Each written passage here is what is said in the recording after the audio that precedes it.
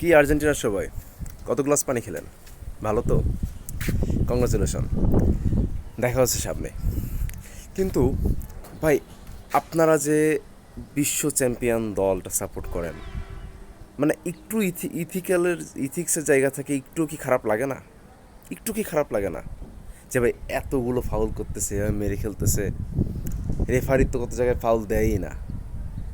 আপনারা বুট দিয়ে পায়ের উপর পাড়া দিলে কখনো ফাউল হয় না, কিন্তু যদি অন্য কোনো দল, আপনাদের অপোনেন্ট কোনো দল যদি বাই চান্স একটু পায়ে লেগে যায়, আর মেসির পায়ে যদি লাগে রে ভাই একটু খোঁচা, তাহলে ফাউল কেন? ওখানে ওখানে চাইলে ফ্রি কিক, মানে পেনাল্টি, হ্যান্ডবল সব একসাথে দিয়ে দিতে পারে ভাই তারা, মানে যত কিছু আছে যেন মেসি গোল করতে পারে। যতক্ষণ না মেসি গোল করতে পারবে ততক্ষণ বারবার ফ্রি কিক দেওয়া লাগে, ততক্ষণ বারবার ফাউল দেওয়া লাগে। যাই হোক, আর মানে কেবো ভার্দে দলটা যা খেললো, আপনারা কেবোবাদদের সাথে এইরকম, মানে কি বলবো, আর পুরো পুরো ডুবে গেছিলেন, পুরো মনে হচ্ছিল যে পুরো পদ্মা নদীতে আপনারা ডুবে গেছেন। এরপরে আর আর কি আশা করবে আপনাদের কাছ থেকে? হায় রে ভাই, এক্সট্রা মিনিটেও পারলাম না। শিট। যাই হোক, শ্বাস তো প্রায় চলে গেছিল আর্জেন্টিনার প্লেয়ার, ওই সরি ফ্যানদের।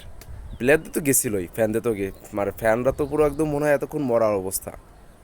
আজকে বাইরে খেলা দেখতে যায়নি, বাট ফ্যানরা মনে হয় আজকে পুরো মরেই গিয়েছে।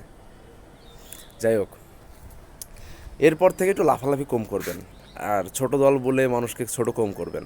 বিভিন্ন গ্রুপ থেকে যে পোস্টগুলো আসতেছে, পার্সোনালি যে পোস্টগুলো দিচ্ছে, মানে ওনারা রেগুলারই পোস্ট দেয়, যে দলই খেলুক না কেন মনে হয় ওনাদের আব্বা, আত্মীয় স্বজন।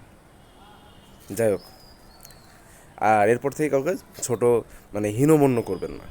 যে খেলাটা দিছে আজকে, যে খেলাটা দিছে, এরপর থেকে আর কাউকে কখনো হীনমন্যতা করবেন না। ঠিক আছে? ভালো থাকেন।